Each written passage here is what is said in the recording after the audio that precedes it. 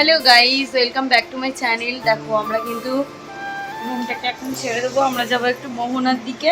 তো সকালবেলা এতটা আলিষ্টি হয়েছে সবার, মানে ঘুমিয়েই আছে, কারো কোনো পাত্তা নেই যে আমাদের যেতে হবে ঘুরতে। ঘুরতে এসে একটু ঘুম। তো চলো এখন একটা রুমে ঢুকবো। এই রুমটা এখন সব জিনিসপত্র এই যে গুছিয়ে নিয়েছি। তো আমি তো রেডি হয়ে গেছি।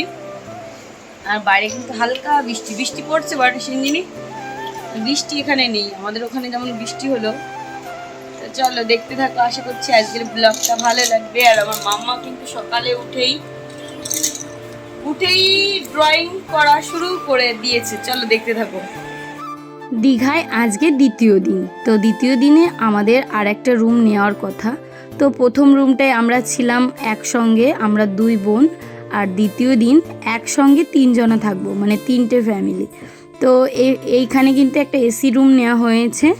আর এই এসি রুমের ভিতর সবাই থাকবো আমরা, আমাদের কিন্তু একসঙ্গে বেড। আর আরেকটা একটু পাশে ওইখানে থাকবে ওরা, মানে নতুন যারা এসছে আমাদের সঙ্গে। তো খুবই মজা হচ্ছে, চলো তোমাদের সবটা দেখাই।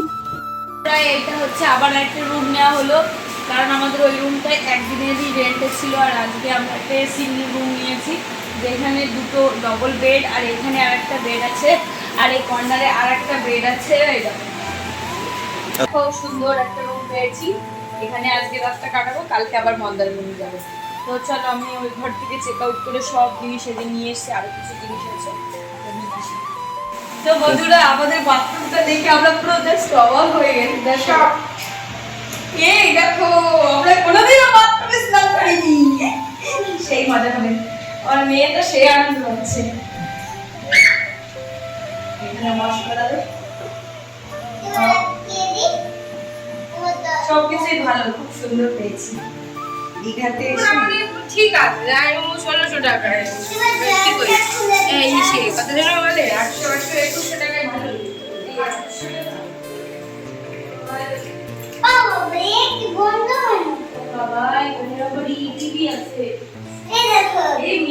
তো এই তো আমরা রেডি হয়ে গেছি। আর আমাদের অনেক জামা কাপড় ভিজে ছিল, তাই জন্য খাটের ভিতর এসি চালিয়ে এইভাবে মেলতে দিয়েছি, আর ফ্যানটা চালিয়ে দিয়েছি। সব এলোমেলো হয়ে রয়েছে। এই দেখো রেডি হয়ে গেছি। আজকে আমাদের উদ্দেশ্য প্রথমে সকালবেলা থেকে দুপুর পর্যন্ত ঘুরবো, তারপরে ঘরে এসে তারপরে আর কি স্নান করব।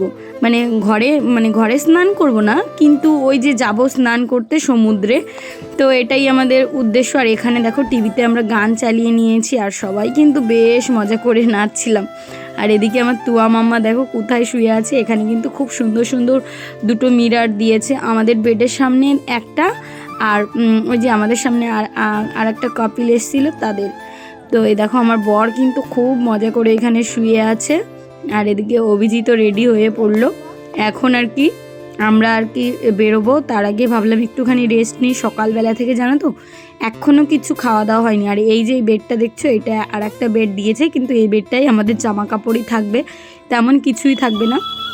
তো জীবনে ফার্স্ট টাইম এই যে দীঘা এসেছি ঘুরতে, বেশ ভালো লাগছে। জীবনে ফার্স্ট টাইম বলতে পারো কোথাও এই যে বাইরে বেরোচ্ছি 2-3 দিনের জন্য আর কি।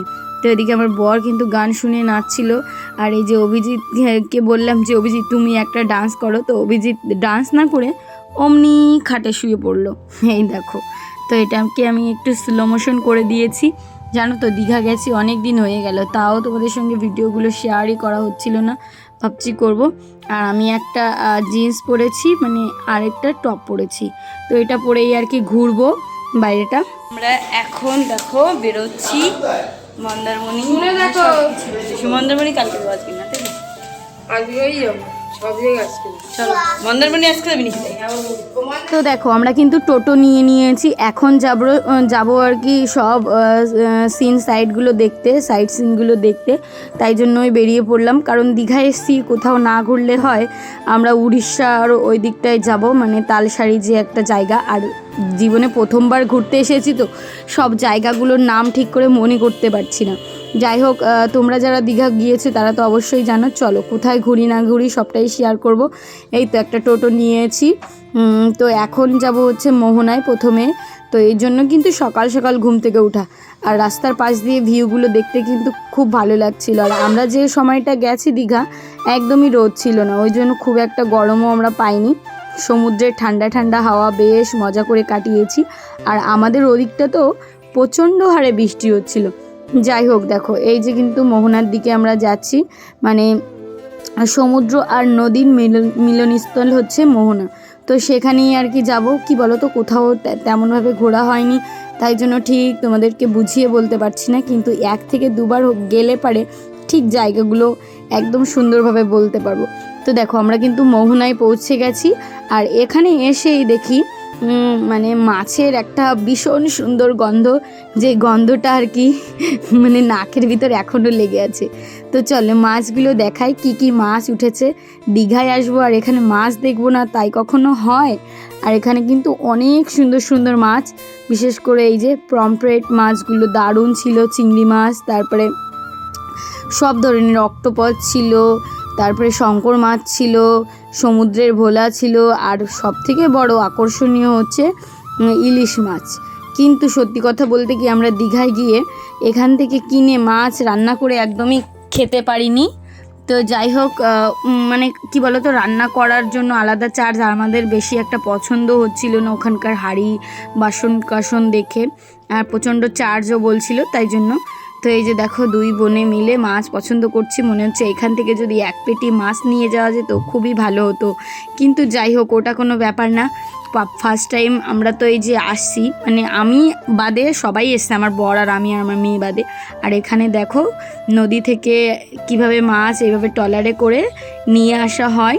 তো এই মাছগুলোই আর কি বিক্রি করা হয়। অনেক শুটকি মাছ দেখছিলাম, জানো তো, ভাবছিলাম এখান থেকে কিছু শুটকি মাছ নিয়ে যাব, কিন্তু আমাদের মন্দারমণি গিয়ে একদিন কাটাতে হবে, সেই জন্য কিন্তু আমি আর এখান থেকে মাছ টাছ নেওয়ার ইচ্ছা রাখলাম না, কারণ ওই শুটকি মাছের গন্ধটাই বিকট লাগে আর কি। খেতে যাও ভালো লাগে তারপরেও। আর এখানে অনেক ছবি তুলছিলাম, ছবি তোলার পর তো ভিজেই গেছি।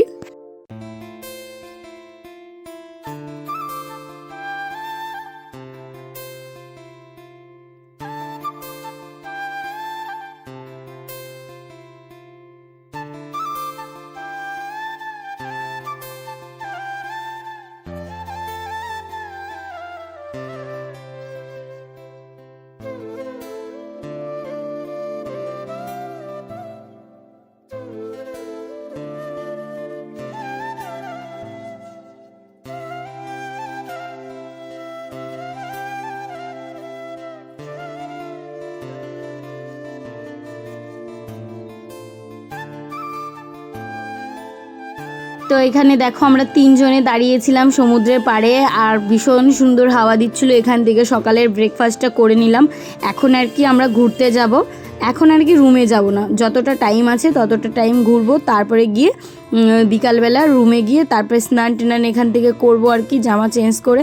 তো চলো, আজকে তো স্নান করার, মানে এখানে তো সমুদ্রে স্নান করার জন্য খুব এক্সাইটেড হয়ে আছে আমার মেয়েটা, বিশেষ করে এত মানে বলছিল মা আমি কখন স্নান করব, আর ওর বাবাও বলছিল যে কখন করব এখানে স্নান করাটাই। আর জানো না বন্ধুরা, সমুদ্রের জলে স্নান করতে গেলে এতটা কালো হয়ে যেতে হয়, কি বলবো, নোনা জল তো। আর এখানে দেখো লবস্টার দেখেছিলাম, সব ধরনের মাছ দেখেছিলাম, কিন্তু ওই যে, আর এখানে ইলিশের স্বাদটা কেমন আমি বলতে পারবো না, মনে হয় খারাপ হবে না, তবু আমরা ট্রাই করিনি তো জানি না। তোমরা যদি জানো অবশ্যই কিন্তু কমেন্ট করে জানিও, তাহলে নেক্সট টাইম যদি কোনো দিন দীঘা যায় এখান থেকে মাছ ট্রাই করব, সেই ইচ্ছা আছে।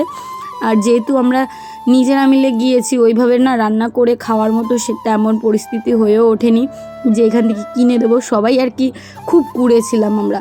ওই রুমে গিয়ে যখন শুতাম তখন আর মনেই হতো না যে এখান থেকে বেরিয়ে আর কি আবার কিছু কেনাকাটা করে নিয়ে যাই। ওই খাওয়ার সময় বেরোতাম আর ঘোরার সময় এই যা। তো এখানে লবস্টার দেখলাম, এই সুন্দর সুন্দর গলদা চিংড়ি, তারপরে ইলিশ মাছগুলো সাইজগুলো ছিল প্রায় 1.5 কিলো 2 কিলো 2.5 কিলো ওজনের বড় বড় ইলিশ। তো সব মাছ দেখে সত্যি এত ভালো লাগছে। তোমাদের কেমন লাগছে অবশ্যই কমেন্ট করে জানিও। জানো তো এই সিজনটাই এত পরিমাণে মানুষ দীঘা গেছে, বিশেষ করে আমাদের গ্রামের মানুষরাও, আশেপাশের মানুষরাও, মানে সবাই দীঘা যাচ্ছে। তোমরা কারা কারা এই বছরে দীঘা গেলে অবশ্যই কিন্তু কমেন্ট করে জানাবে। আর দীঘাটা না একটা রিজনেবল প্রাইসের ভিতর খুব সুন্দর একটা ঘোরার জায়গা বলতে পারো। দেখলাম তো ঘুরে, ওই জন্যই বলতে পারছি খুব একটা খরচাও হয় না যদি। আর বিশেষ করে বাইরের খাবার দাবার না, ওই নিরামিষ ছাড়া আমার বেশি একটা মাছ মাংসগুলো পছন্দ হয় না। কারণ কি আমরা যেভাবে বাড়িতে রান্না করি কষিয়ে টষিয়ে সুন্দর করে, সেভাবে রান্নাটা হয় না। একদম মাছের তরকারি ওগুলো একদমই ভালো লাগে না, ঝোল বলো আর যাই বলো। তো যাই হোক, আমরা তো বিশেষ করে নিরামিষ খেয়েছি আর একটা দুটো করে মাছ মাংসর আইটেম নিয়েছি। তো এই হচ্ছে ব্যাপার। আর বিশেষ করে আমাদের উদ্দেশ্য ছিল ঘুরবো, প্রচুর পরিমাণে ঘুরবো একদম। আর ওই যে দেখো একটা কালো দেখা যাচ্ছে, ওটা কিন্তু ছোট্ট শঙ্কর মাছ। তো এখানে মাছের দোকানেও প্রচণ্ড মাছ নিয়ে বসছে, খুব ভালো লাগছে দেখে। কারণ এরকম সিন তো আমি আগে পরে কোনো দিনও দেখিনি। আর লবস্টারগুলো সাইজগুলো ছিল সেই বড় বড়। যদি পারা যায় মানে এখান থেকে পেটি করেও মাছ নিয়ে যাওয়া যায়। যদি আজকে আমরা বাড়ি ফিরতাম তাহলে কিন্তু এখান থেকে কিছু মাছ নিয়ে যাওয়ার ইচ্ছা ছিল, কিন্তু আমরা আর এখান থেকে কোনো মাছ টাছ কিছু নিলাম না। এবার চলে এসেছি আর একটা জায়গায়। আমরা যাব এখন উড়িষ্যার দিকে। তো উড়িষ্যার দিকে ঢুকতে একটা টোটো ভাড়া করে নিয়েছি যে আমাদের সব জায়গায় ঘোরাবে। আর এইখানে দেখো একটা মানে কাজু বাদামের গাছের বন ছিল, তো কাজু তো কিছুই দেখলাম না। যাই হোক, আর এদিকে আমরা এখন উড়িষ্যায় পৌঁছে গেছি। আর এখানের মানুষের ভাষাগুলো শুনছিলাম, মানে আমরা যেভাবে কথা বলি ওরা হয়তো আধো আধো করে কথা বলে। মানে আমরা যেমন বলি খেয়েছি গিয়েছি এমন ধরনের, ওরা আবার একটু আরও আর্ধেক, মানে যত শর্ট ফর্মে বলা যায়। তো আমি তো উড়িষ্যার ভাষা জানি না। আর এই দিকটা যে এত ডাউন, তো নামছি মানে পায়ে আর কি জোরই লাগছে না, মনে হচ্ছে একবারে সিঁড়ির মতো নেমে যাচ্ছে। ওঠার সময় যতটা কষ্ট হয় পাহাড়ের থেকে নামার সময় ততটাই মানে আস্তে আস্তে নেমে যাওয়া যায়, কোনো অসুবিধা হয় না। তো এই যে দেখো পুরো সবাই নেমে পড়ছে। সিঞ্জিনি তো ওর বাবার কাঁধের পর উঠে গেছে। আর এখানে খেলনা দেখে আমার মাম্মা মানে তুয়া, ও কিছু দেখলে ওখান থেকে আর নড়ে না, ওখানেই কেঁদে ফেলে আর কি, ওকে দিতেই হবে। এই করে দুটো ডাক্তারি সেট নিয়ে নিয়েছে। ঢোকার সঙ্গে সঙ্গে এখানে টুপি, আমি তো টুপি কিনেছিলাম। তো দীঘায় এসছি, আর দীঘার একটা স্মৃতি নিয়ে যাব না তাই কখনো হয়, তাই জন্য কিন্তু একটা টুপিও নিয়ে নিয়েছি। আর এখানে দেখো উড়িষ্যার এটা কি বলে, তালসারি না কি একটা বলে, আমি যদি জায়গাটার নাম ঠিক বলি অবশ্যই কমেন্ট করে জানিও। এখন না জোয়ারের সময় ছিল, তাই জন্য কিন্তু জল পুরো ভরে গেছে। এখানে কিন্তু জল সবসময় থাকে না। আর এখন একটু এই নদীর হাওয়াতে এত ঠান্ডা লাগছিল, খুব সুন্দর লাগছিল। তো আমাদের ইচ্ছা আছে ঝাউবনে যাব, ওখানে দেখতে। তারপরে এখান থেকে বড় একটা সাইজের ডাব, তো বলা যায় না, বলা যায় নারকেলই নিয়ে নিলাম। তো নারকেলটার দাম নিয়েছিল 80 টাকা। তো তিনজনা মিলে খেয়ে শেষ করতে পারি না। আর এখানে ঢুকে গেছি, দেখো এইটা হচ্ছে ঝাউবনে যাব। এটা মনে হয় বলে উদয়পুর ব্রিজ নাকি জানি না, উদয়পুর, আমার ঠিক মনে পড়ছে না। তো এখানে ঢুকে গেলাম। ঢোকার সঙ্গে সঙ্গে এই পাখিটা মানুষের সঙ্গে এমনভাবে অ্যাটাচ হয়ে আছে যে সরছিলই না। আমি ওকে ধরতে যাচ্ছিলাম, ভাবছিলাম ধরেই ফেলবো। তারপরে দেখি ছাগল এই চেয়ারটার ভিতর বসে আছে। আর এটা না অনেকটা সিঁড়ি চড়ে তারপরে আমাদের ওই মানে বিচটায় যেতে হবে। এই বিচে না অনেক রিলস বানিয়েছি জানো তো। তো বিচটায় আর সেইভাবে তোমাদের দেখাতে পারিনি, কিন্তু অনেকটা মোটামুটি দেখিয়েছি। চলো এখন বিচটায় যাওয়া যাক। আর প্রচণ্ড হারে কষ্ট হয়ে যাচ্ছিলো, সকালবেলা পাউরুটি খেয়েছি। তো কী বলো তো, এখানে ঢোকার পরে মানে ঘুরতে ঘুরতে খিদেই কোথায় যেন হারিয়ে যায়, এত ভালো লাগে। এই যে সংসার জীবন ত্যাগ করে মানে বাদ দিয়ে কিছু দিনের জন্য এই যে বাইরে ঘোরাটা এতটা শান্তি লাগে, সত্যি ঘুরলে মন ভালো হয়ে যায়, সব কিছু একটা নতুন করে মনে হয় পাই। ঘোরা হচ্ছে সব থেকে মন ভালো করার একটা বিশেষ কারণ। তোমরা যখনই টাইম পাবে অবশ্যই ঘুরবে, যেহেতু আমি কোনো দিনও ঘুরিনি তাই জন্য বলছি। আর এই দেখো ঝাউবনটা, এইখানে কিন্তু অনেকে টিলসও বানাচ্ছিল। কি বলো তো, বাচ্চা কাচ্চা নিয়ে এসেছি আর প্রচণ্ড হারে টায়ার্ড। আর আমার ফোনটা এত পরিমাণে হ্যাং করছে কি বলবো, মনে হয় ফোন চেঞ্জ না করলেই হবে না। যাই হোক কবে করি কি না। আর ভিডিও তো এখন মোটামুটি দিচ্ছিই না বললে চলে। তো এই যে দেখো এই বীজটাও কিন্তু একটু দূরে দেখি স্নান করার একটা জায়গা আছে, সেখানে সবাই আর কি স্নান করছে। তো আমরা অত দূর আর যাবো না, এই সিঁড়ি দিয়ে নামছি। আর কতগুলো সিঁড়ি ছিল কি বলবো, এই যে উঠলাম, ওঠার সময় তো প্রচুর কষ্ট হয়ে গেছে। আর ঝাউবনগুলো মানে কেবল সবে কচি কচি হচ্ছে, আবার কিছু বড়ও হচ্ছে, সব মিলিয়ে মানে গোটা খুব সুন্দর একটা জায়গা। তো এখানে দেখো ওইখান থেকে ঘুরে এখন আমরা চলে এসেছি মানে বাড়ির দিকে, ওখানে গিয়ে মানে সমুদ্রে স্নান করলাম, করার পরে এখন রুমে ঢুকে একটু রেস্ট মানে খাওয়া দাওয়া করবো, পাশেই যাব কারণ প্রচণ্ড হারে টায়ার্ড হয়ে গেছি। পাশে একটা জায়গা আছে সেখানে আর কি খাওয়া দাওয়া করব। এখন বাজে 4:30, তো সকালবেলা থেকে ওই যে রুটি খেলাম, পাউরুটি আর ডিম টোস্ট, এখন গিয়ে আর কি মেন কোর্সের খাওয়া দাওয়া করব। তো তাই জন্য কিন্তু চলো এখন, আর এই রুমটার পাশে আর কি আমরা ছিলাম, এখানে আর কি অনেক ধরনের জিনিসপত্র রাখা ছিল, মানে স্টোর রুমের মতো। ভালো, হোটেলগুলো খুবই ভালো ছিল, আমরা যে হোটেলটাই ছিলাম। এখন দেখো আমরা খেতেও বসে গেছি। এখন খেতে এসছি, এখন বাজে 4:30।